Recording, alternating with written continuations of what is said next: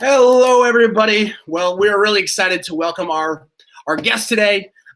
You might know him if you have Instagram or if you love vets. Please welcome Dr. Evan Antin. Welcome, Doctor. Hello. How you doing? Wonderful. How are Good you to see you, doing? Joe. I'm just elevating my laptop a little bit. Can you see this okay? I love it. You're perfect. Excellent. Getting all squared away here. We got our dog too. Henry dressed up for you guys. He's got his little bow tie. He's a little gentleman this morning. So much. That is awesome. Oh, what a cutie pie. Well, if you don't know Dr. Evan, are you the reigning America's Sexiest Vet, or does that title go away after a year? How does that work out? I don't know if they've replaced it or whatever, but it was in People Magazine, you mean? Yeah, in People Magazine. Yeah, the Sexiest Vet Alive. Yeah, I don't know if they have a new one yet. Yeah, I don't know. For now, yeah, I think that's me, I guess. A Lifetime Achievement Award. Yeah, that's what I've been working for all these years. Besides being America's Sexiest Vet, you're also an exotic, a wildlife vet, a television host, and you're actively working in a vet. How has this whole COVID-19 situation affected your current veterinarian work? When it comes to work at the hospital, we're doing things a little bit differently. Maybe you've talked to some other vets that are practicing kind of similar measures, but basically, owners are asked to wait in their car in the parking lot. Okay, yep. And then veterinary technicians come, get a brief history from the owner, and then bring the pet inside. And then we just, we just continue our work kind of as normal from there. Mm-hmm. Obviously, I like, any vet any of my colleagues, we want to speak to the owners too and ask the questions we need to ask as the doctors and make sure we have a thorough history as to why these animals are coming in when we're seeing pets. And so I'll call them from my desk and just talk to them on the phone. They're just sitting in the parking lot. I'm talking to them. Yeah. And then we kind of just make a plan from there. And then I'll go, I'll look at the pet. And then we can do another, I'll call them again in their car basically, and just most communications like that. Some things that are a little bit more difficult to explain, or if I do want to just introduce myself, I'll do it from a social distance and just walk out to the parking lot and just stand next to their car a few feet away. They roll down the window and we're good. But it's been able to work and we're staying busy. I mean, the other difference is that we're not doing routine or wellness care. So like we're not doing like your 12-month, 6-month exam. Yep. Assuming that you're doing that the pet's healthy and everything is normal at home.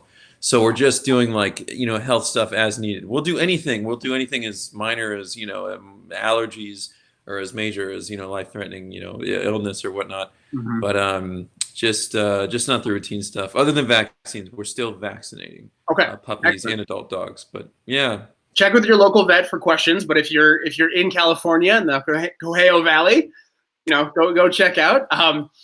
I know. Yeah, we're open 24/7. We're open on holidays, and this is with or without quarantine and COVID. That's just how this hospital operates. There is always a veterinarian at Conejo Valley. Wow, that is amazing. Well, if you're in that area, good on you.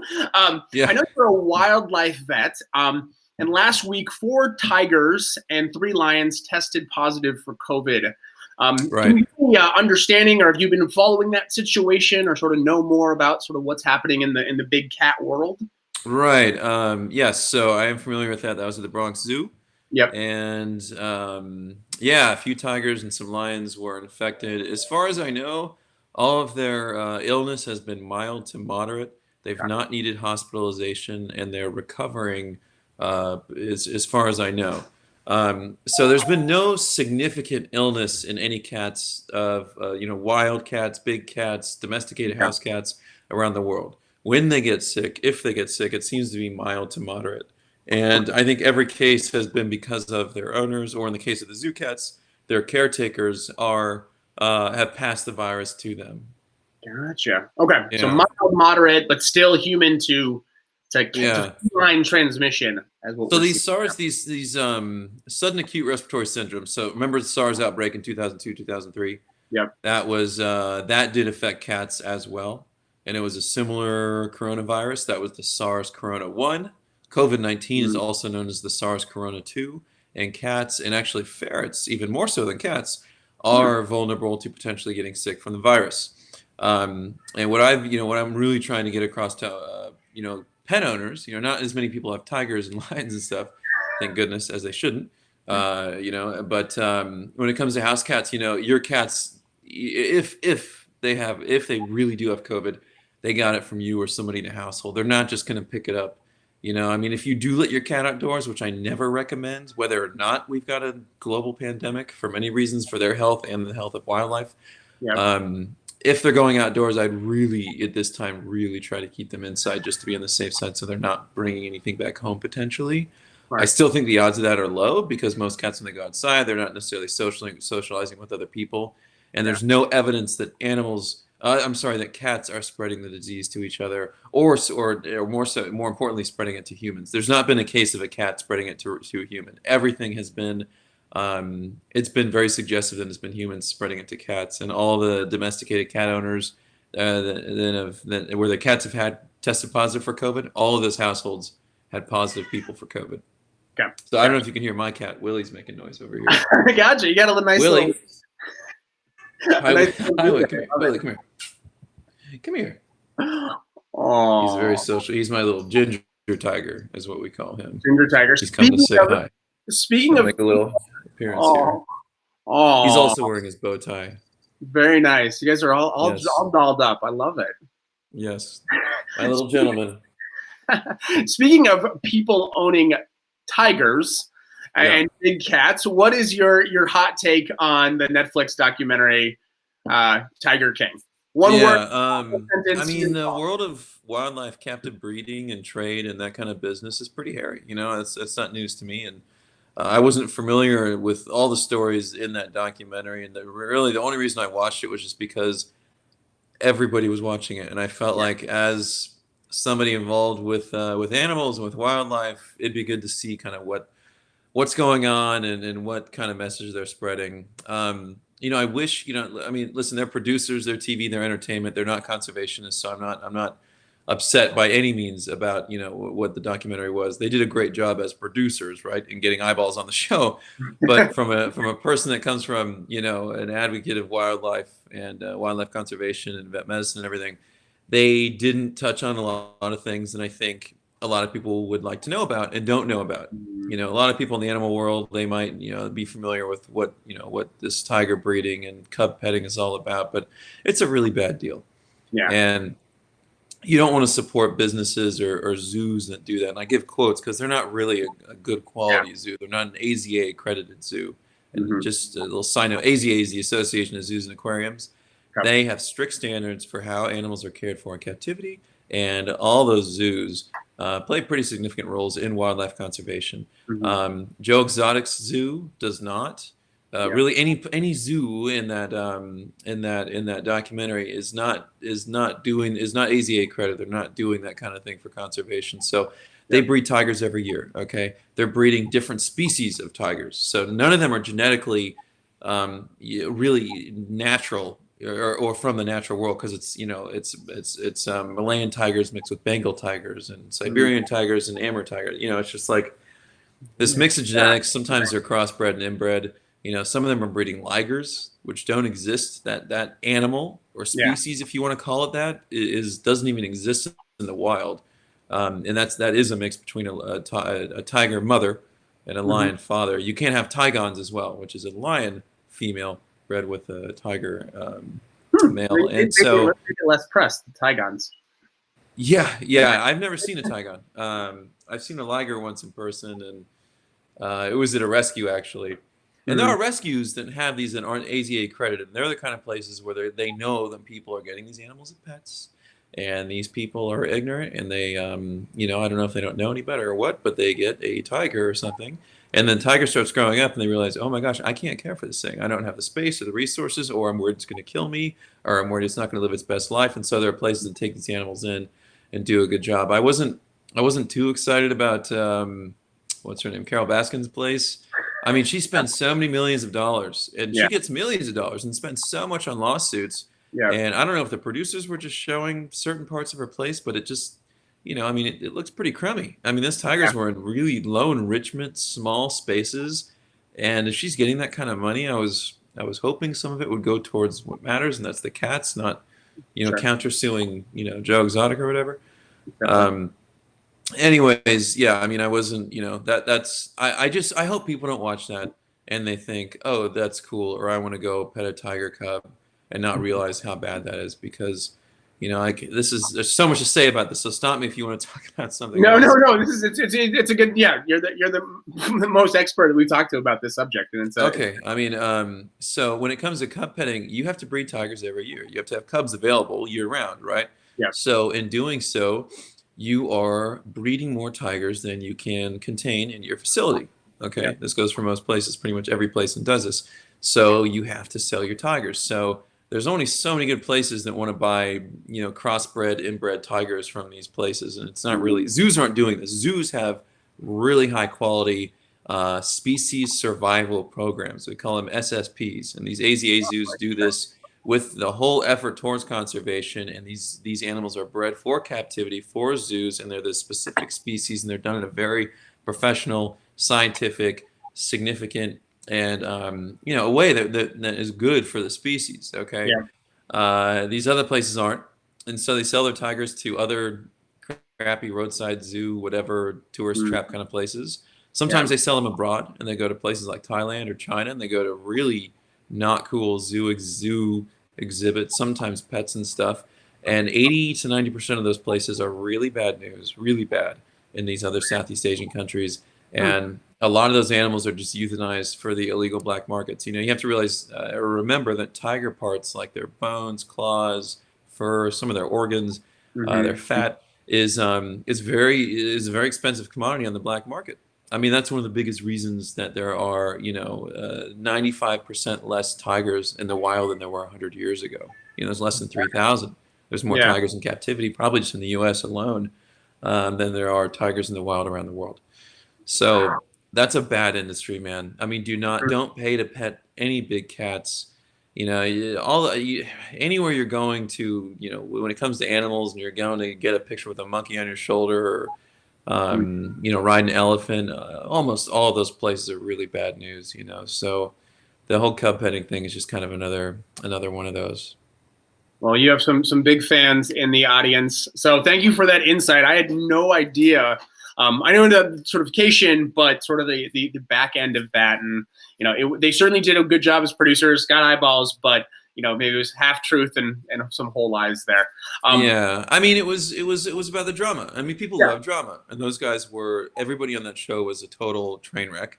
They had murder mystery. That's very popular right now. People are listening to podcasts and watching murder mystery shows all the time. So they as producers, they hit the mark. I mean, Netflix should be happy. They got 40 million people watching the show. I mean, it's the most watched documentary series maybe ever. I don't know.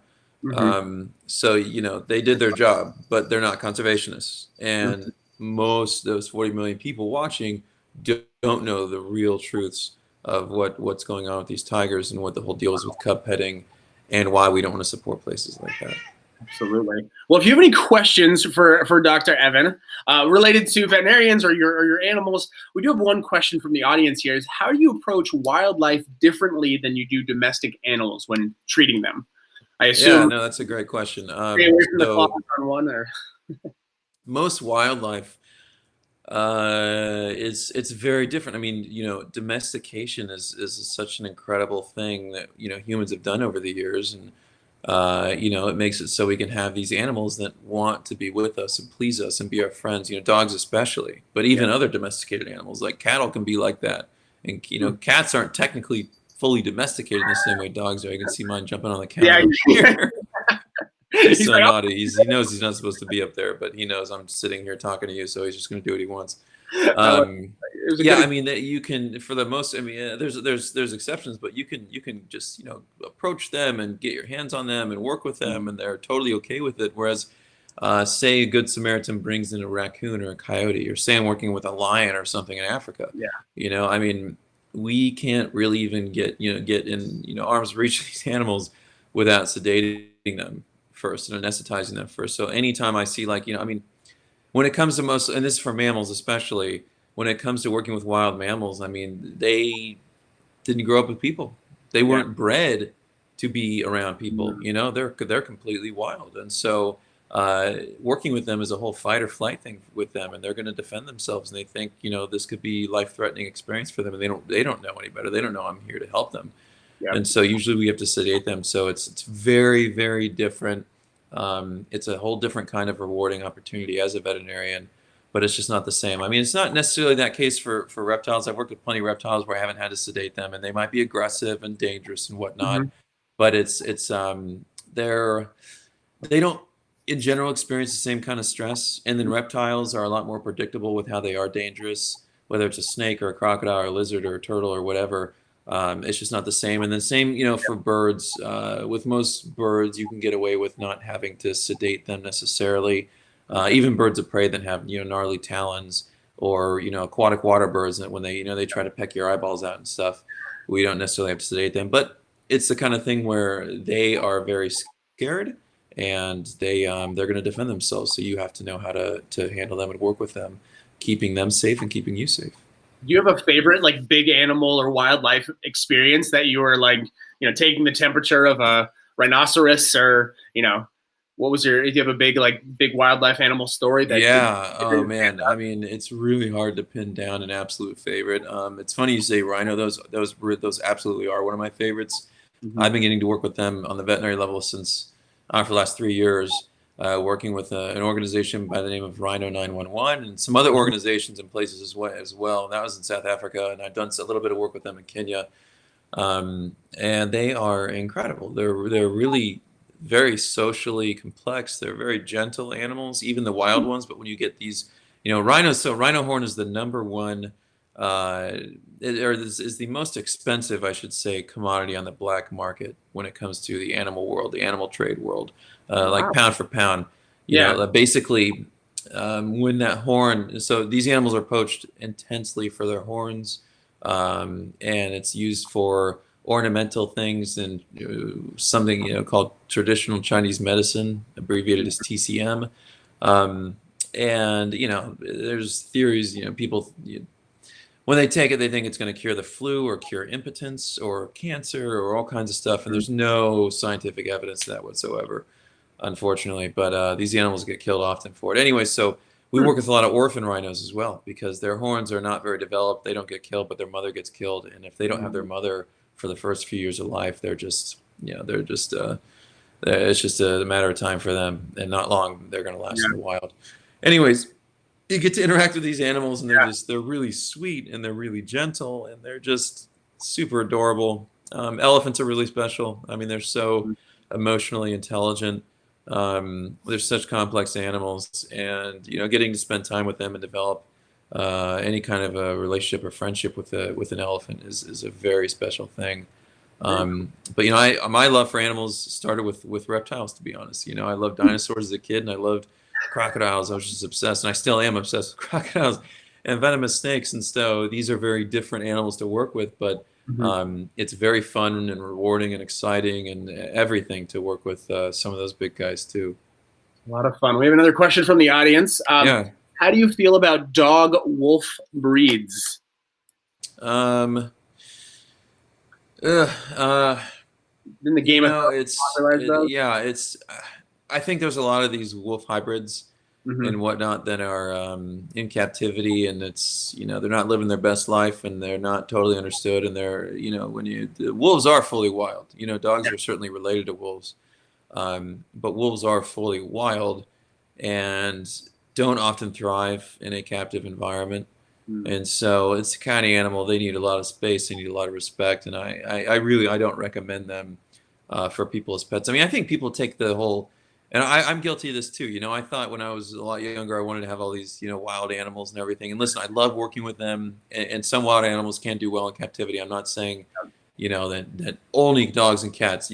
There are some exotic pets that I think are great pets, but people take a domestication for granted, because I mean, what a crazy cool thing. We have a whole species, like dogs, for example, that are bred literally to be man's best friend, or they're bred to do things to our liking, and they want to please us, and they want to be with us. And this guy, he can't leave my side.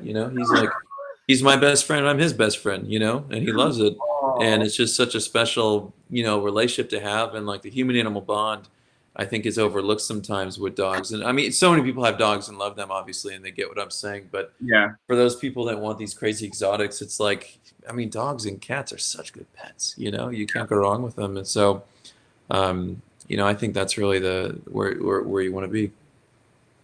I love it. Awesome. So I know everything's a little crazy right now. You're still practicing as a vet. What else is you have a brand of Happy Pet brand. Tell the audience a little bit about that and the formulation behind it. And I know it's sort of above grade on everything. Yeah, no, thank you so much. So yeah, I love our Happy Pet products. So basically, we have grooming products and in between grooming products and some wellness products, and there's just some special ingredients to each of them that makes them a little bit unique and a little bit special. And they were just something that I wanted to have available for people, and that was just reliable, safe, affordable, quality products that are going to make you and your pet's life easier and better. And yeah, I mean, everything just has a little something special. Like we have some paw moisturizing cream, which is great for going into the summer, right? Your dogs are walking on hot pavement and stuff like that. Their paws can get dry and cracked and whatnot, and that can lead to secondary issues. So this cream, it has cocoa butter, which is very moisturizing, but it also has manuka honey, which is healing and anti-inflammatory and helps with infections and whatnot. And so we use that sometimes, and as veterinarians, we'll use that for like laceration and skin damage repair. We'll put some, pack it with a little bit of honey or manuka honey, and it does wonders in healing wounds. And then I have some hot spot wipes, which are, if you have a significant hot spot on your dog, I say go to the vet. But if you have a little mild something, this stuff also has antibacterial, kind of antiseptic properties to help heal wounds like that. We've got sunscreen. I think a lot of people don't realize the value of sunscreen and the potential harm that UV overexposure can cause. So dogs with short hair and lighter skin are the most prone to getting sunburn. And so if your dog's spending a reasonable or significant amount of time outside in the sun, I highly encourage you to put sunscreen on their furless areas. So I'll just give a little example, just like with Henry, for example. I mean, if you look at his belly, he's got some little spots and stuff, but he's got pretty light colored skin, and so on the inside of his ears too. So if he's going to be outside for a while, I want to get this stuff on the inside of his ears where fur's not covering it, protecting the skin, maybe just behind his nose and a little bit in his armpits and his little belly down there. And so that's something we offer. We have a spray and a stick. And then the grooming products are awesome. They're really, they've been getting along with dog skin really well. We have a gentle formulation. They smell amazing. I mean, they smell like a Thai spa. I think our formulation's really on point. But yeah, no, they're available online. If you go to happypetbrand.com, they're available. They're available on some other sales distributor sites. They might be in some of the Petcos still. We launched in Petco, and I think we're in some stores still. Very cool. Awesome. Well, go check that out, Happy Pet brand. And I know you have some other projects in the air. Is there anything you can tell people now, or should we wait to follow you on social media? Yeah, well, so I just in this week finally finishing the first draft of my first book ever. And so I teamed up with an awesome publishing company, Henry Hoyt, and they're under Macmillan, which is a big book publishing brand. And it's just like a collection of adventures and kind of the evolution of who I am from, wildlife enthusiast, 20-year-old kid to, small animal exotic and wildlife veterinarian, getting to work on animals around the world and be involved with wildlife conservation, and just kind of some really fun stories along the way. So, there's a lot of humor, there's a lot of exciting and some dangerous moments, there's some sad moments, there's kind of everything. It's an easy read, but it's going to be a lot of fun. I can't wait to get that book out there, and that will be on the shelf. It's going to be online in Barnes & Nobles, a few other stores, and that's going to be October 15th or 19th, but like mid-October. Okay. I can't remember the exact date, but it's like the 19th or 20th or something like that. Is there a working title, or should we just follow you on social to get the the title, I should have mentioned that. World Wild Vet. World Wild Encounters in the Animal Kingdom. World Wild Vet. Yeah. Like worldwide, world wild. Perfect. I like it. Do you have any final tips for people, like during the season? Veterinarians are closed only by very you can't go in there for your checks. What are some tips you have for pet parents that are home right now taking care of their dogs or cats? Or that's a great question. During the season. I mean, we're going into the warm season, so this varies depending on what part of the country you're in. But California and Southern California is a little different than, say Kansas where I grew up. But we are going into heartworm season, so make sure you're up to date on your anti-parasitic medications and your heartworm meds and your flea and tick meds and your vaccines. We don't do a lot of leptospirosis here, but other parts of the country, stuff like that. Just continue to do all those up-to-date things, and I'm sure there's a vet in your area that can, keep you and your family safe and comfortable with social distancing, but also provide you the healthcare that you need for your pet. So please, if you do have any questions or concerns, do not hesitate to contact your local veterinarian. At least give them a call, and they can help you with whatever you need for your pet. And like I said, there are, as far as I know, there are still a lot of pet hospitals and veterinary clinics open all over the country and in every city and everything. I love it. Yeah, I think keeping up to date with those things that you can do to not cause bigger issues. Yeah, exactly. Because we don't want to have to, those they're so easy to prevent a lot of these things. And if we don't prevent them and they happen, they can be very scary or expensive or time-consuming, everything. And it's just, we can avoid that. And there's no reason that this, the global pandemic we have going on, at this point, there's no reason that should prevent you from being able to be an effective pet parent. Love it. And then the last question, there's a lot of people adopting and fostering dogs during the season. There's stories almost every day coming out of shelters and people are waiting 6 months for a dog, or I know somebody said they were traveling 3 states away to pick up a dog. Wow. I guess they had nothing else to do. They were just taking their car ride and staying in their car. Right. Staying social distance. What tips do you have for new pet parents? Maybe they've brought on another dog, or maybe they're bringing on their first dog in a while.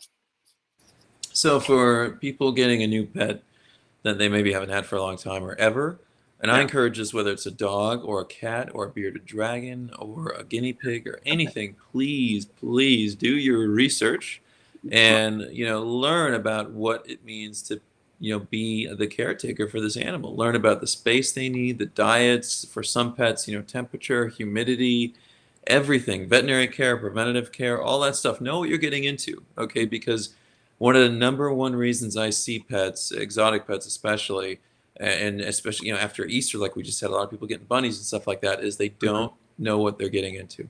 And they get an animal and they realize, oh my gosh, this thing is pooping everywhere. Or, it needs so much lettuce, or it needs, this specific environmental factors, or this dog needs so much space, whatever it is. Yeah. Just know what you're getting into, okay? Because you are going to provide that animal a better life, and you are going to be a lot happier if you don't make a mistake in getting something that's not a good fit for you, or find maybe that something else is even better fit for you. A lot of people don't realize that rats make such good pets, and they think, oh, a cat's a lot. Maybe I just want something a little bit smaller. Get a rat. There's so many ways to go about it. But at the end of the day, that's what I say. Please do your research. Rats make good pets. Rats are phenomenal pets. I think they're one of the most misunderstood and underrated pets that we see. And rat owners, I don't think I've met a rat owner that has started caring for rats and that's been their last rat. They always have. The only downside to rats, the average lifespan is only 2 years. But when it comes to intelligence, they are way up there. When it comes to human-animal bond and their personalities and the emotional connection you have with this animal, I promise you it's very real. They each have personalities. They very much do bond with their owners. They want to cuddle and spend time with you and all that stuff. They're very social, very fun animals. They can be trained to do just about anything you can train a dog to do. They're super intelligent. They're very food motivated. So that positive reinforcement training is very effective with them. Like hamsters and gerbils and stuff don't make the best pets. I'm not saying, avoid those animals, but honestly, they just don't. I don't think they should be as common as a pet, whereas rats make such good pets. So that's just one of many things, and I think, many animals that I think are misunderstood. And if they get into a bucket of ooze, they'll turn into Master Splinter. So that's a secondary. It'll be a kung fu.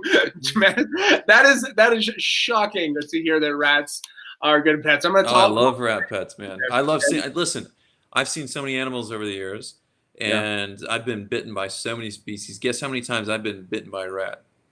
0, man. I've not been bit once.